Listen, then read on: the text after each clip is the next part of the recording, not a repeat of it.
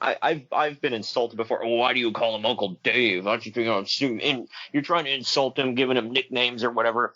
Like apparently Uncle is that's an insulting name, Greg. So don't his precious bucks call him that? I probably. I'm pretty sure that's where it came from. Yeah, well, I'm almost 100% certain the Young Bucks came up with Uncle Dave. Probably did, but I've been insulted for before and told off. But whatever. I don't give a crap. But Uncle Dave himself loves to give insulting nicknames to people, like the Junkyard Dog was the junk food dog when he started gaining weight. The Ultimate Warrior was the Anabolic Warrior. Stuff like that. Well, I found out. Okay, usually I want to call him a hypocrite, but good lord, the dude's ripped, so, as far as the junk food part goes, so I guess I'm not saying get away with it, but, at least he's not some 500-pound guy saying this. Right, yeah, with a big neck beard. But I found out that he had a nickname for Larry Zbyszko. You want to know what that was? Good. Do I? He hyphenated his last name. It was Larry Zbyszko Gagne. Oh, I guess that makes sense. Yeah, because he married into the Gagne family, and all that. But anyway. Oh, that one's actually clever. Yeah, I hate giving that man any credit. Yeah. Larry Zbyszko was triumphant in the Battle Royale to determine the new AWA champion, although he was beltless because Vern was so aggressive No, this was a belt. Vern was so aggressive in burying Jerry Lawler on TV that Lawler decided to, quote, forget to send the belt back. Convenient. Yeah. And then the AWA started completely burying Jerry Lawler on TV to the point where it's completely embarrassing to listen to, while Lawler has been doing radio saying that Vern Gagne still thinks it's the 1950s. This is what I was talking about, things limping along in 89. My gosh. And yet WWE's thriving. Yeah, NWA is doing believe it or not, NWA is doing decent business in 89. I think they did better in 90. I'm almost certain, by the way, that NWA is ready to be WCW. Yeah, I think pretty sure it's coming up. In 90. Yeah. If I remember correctly. Somebody on social media, if I'm wrong, give me a shout, let me know. Because I always forget the timeline. I'm not good with this timeline stuff. Oh my God. But the WWF attempted to spin the main event ratings as the highest rated show on NBC that night. But in fact, what they meant to say was it was the lowest rated show on NBC the night. And in fact, lowest rated show on Friday in forever. This was the show where Hulk Hogan carries Miss Elizabeth to the back and Macho Man cracked him in the head with the WWF title. Wow, that's surprising because that's a historic moment. I know. Well, Uncle Dave notes that, in fact, based on percentages, the Flair-Sting match at the Clash of Champions did far better than the show did, although that's cable versus network, so that's not really fair. However, the damning thing about the main event is that the show the ratings plunged as the show went on, and that's not meaning that they waited until the end of the Mega Powers angle and then turned it off. It means that they watched just a few minutes of the show and then turned on something else. That kind of blows my mind. Like you said, it was such a historic thing. We look back at it with fancy, but it just, wow. I mean, in the end, what did it really hurt? Yeah, I mean, there's no excuse back then either. There's no, streaming or anything, so literally only one way to see it. Yeah, so how we can sit here and talk about, well, people are consuming the product one way or another. Right then and there, people were not consuming that product. That was it. That's weird because it's only 1 year after the most watched event ever, the Hogan and Andre. Yeah, maybe it was losing a bit of steam at this point. I don't know. David Crockett is finally done as an announcer in the NWA, being replaced by Jim Ross for good. Good, because he sucked.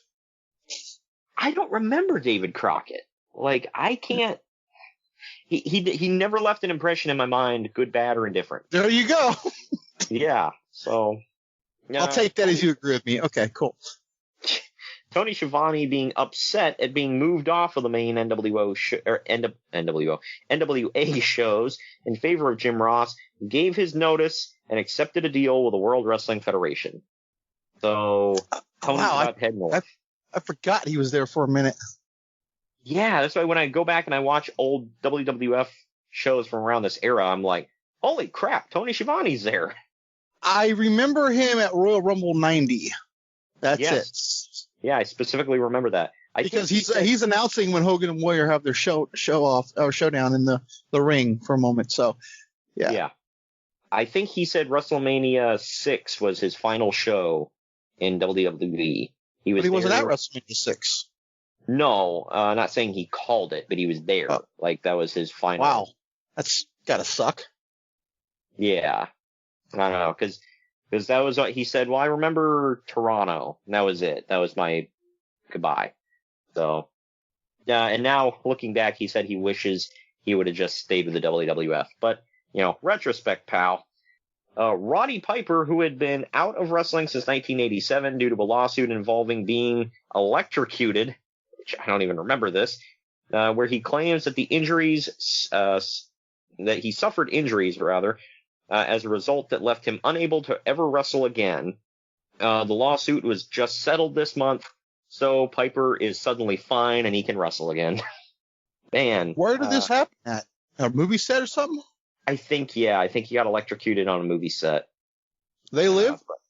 No, I think it was at Frogtown or whatever. You remember? You know what I'm talking about? Not a clue. Sorry. He did a movie like Something Comes to Frogtown or whatever, and yeah, I think that was it. Don't quote me on it, but I'm pretty sure that was around this time. But yeah, so it's amazing how like the John Stossel thing. Like, all of a sudden, he wins that lawsuit, and now he can hear again, and all of his problems are fixed. Roddy Piper wins this lawsuit, and all of a sudden, hey, I can wrestle! It's a miracle! By the power of the judge, I can wrestle. Brother Love has done his healing on Brother Roddy, and he can wrestle again. Hallelujah. Hey, they were good pals, so I might be telling the truth here. By the way, this isn't really news, but I thought it was an interesting tidbit. The Master of Pain debuted in WCCW this month. Uncle Dave said he's, quote, some big guy in a hood. He's very green. However, Uncle Dave believes that he may have some legit boxing experience because he throws some really good-looking punches. For those of you that don't know, the Master of Pain was The Undertaker. So, there's an interesting tidbit for you. So in a span of like 1.5 years, he went to all, except for AWA, 3 of the big 4 companies. Sure, we'll call World Class a big Well, it was one of the 4, whatever. I guess Japan was a thing back then. I don't think it was as big. No. And certainly not what it is now. Taker wrestled in Japan, but he was a WWF guy wrestling, as like a talent trade kind of thing years later. But anyway, let's get into the actual event here, man. It's Chi-Town Rumble 1989. We call it 89, but this is the only one. The date was February 20th, 1989 at the UIC Pavilion in Chicago, Illinois. The attendance was 7,900 for a gate of 68,700. Not bad. And the pay-per-view 68,000 nowadays is laughed at. That's probably a huge amount back then. Oh yeah, it's horrible now. The American dollar, folks. Anyway, sorry. Yeah. Inflation, pal, damn it. But the pay-per-view buy rate, I saw disputed numbers. I think it was about a 1.5 for 155,000 buys. What arena is this in, by the way? UIC Pavilion. Oh, okay. Yeah, not the Rosemont. Not the one we were at. Which you and I were just at. Yeah, Greg and I were at the Rosemont Horizon. Is it still called the Rosemont? I forget. To me it is, but I think it's the Allstate now.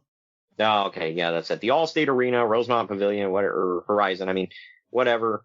We were. If you're a wrestling fan, that's what you call it. Okay, that's it, and that's all. Yep.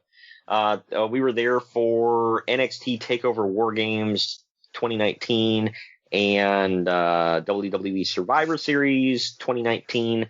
We'll have to cover those shows one day. What a weekend that was, huh? Oh yeah, I drove there, drove us around Chicago. We did a lot of collectible We had some searching. we had some good results too, I think. Yeah, I found an AWA Hulk Hogan, which it took me forever to figure out what it was. By the way, he's in all red.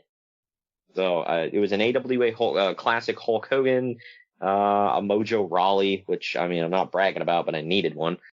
So, and you found some good stuff too. I can't even remember off the top of my I got head. that Wolfpack Macho Man at was it Quake Collectibles?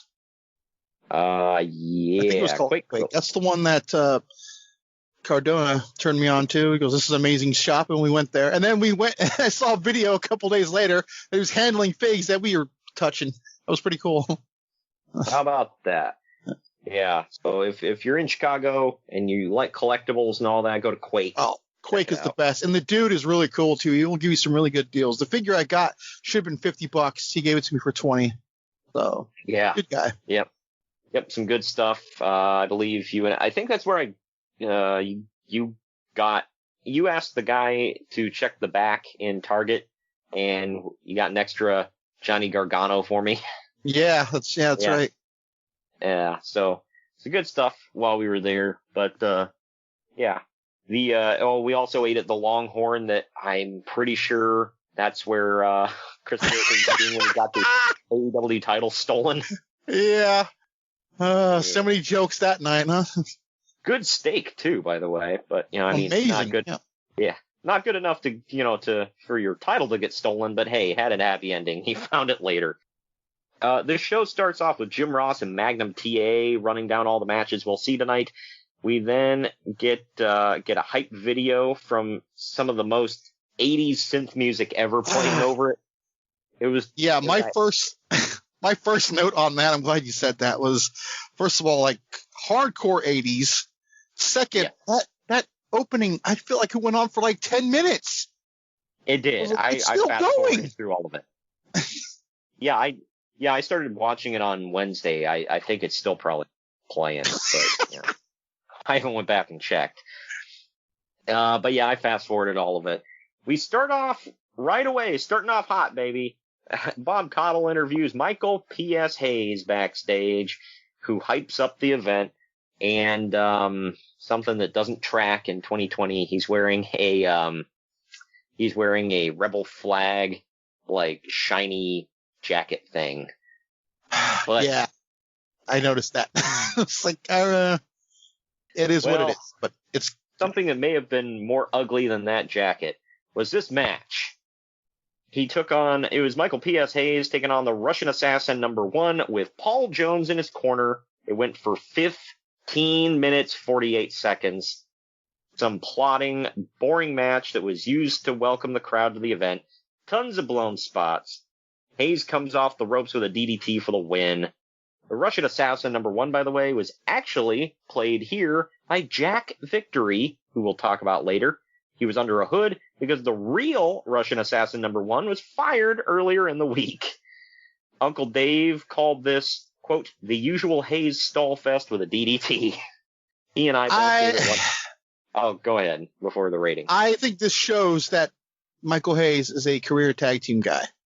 Yeah. I never once saw a Michael Hayes match and thought, my God, that was great. I mean, not a singles anyway. But me and Uncle Dave both gave this 1.5 stars. What say you? I gave it a solid 1. Yeah, it was. I was like struggling to watch it. And like there were times whenever I say this during a wrestling match, I know it's a problem. Like, this is still going. And I wanted to commit and watch it. Okay. I didn't want to fast forward it. And there were times I actually thought about doing it. Yeah. I think when I was a kid, I probably would have got bored if I was watching this when I was at it. I mean, maybe I did. I don't remember it, but, yeah, why was this match on there? I don't know. I really don't. I mean, it was a welcome match. Hey, thanks for coming out. Here's this. You do that on the pre-show. Well, they didn't do pre-show back then, pal. God dang it. Bob Caudle is backstage yet again. He's interviewing Ricky Steamboat with his wife and child. Ricky puts over the family unit and says that he's not. By the way. Oh, yeah. Yeah, I know. It's unfortunate his career got cut short with an injury. But, yeah.